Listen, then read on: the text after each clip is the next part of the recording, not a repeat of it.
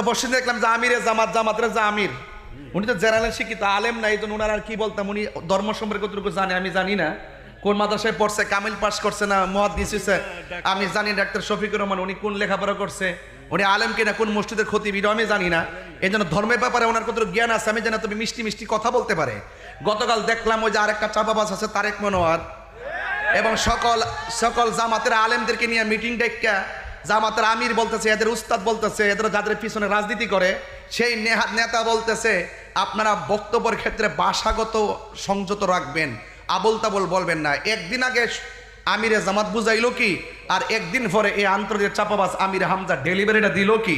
তার মানে বোঝা গেল হ্যাঁ বিয়াদবিতে বড় সেরা রে, কথা কোন ঠিক না বেঠা? এই জন্য শুধুমাত্র ওয়াজ শুনবেন না, ওয়াজ ধারণ করেন। যত কিছু হোক, তাহিরিকে যাই বলুক না কেন, তাহিরির বিরুদ্ধে যত ধরনের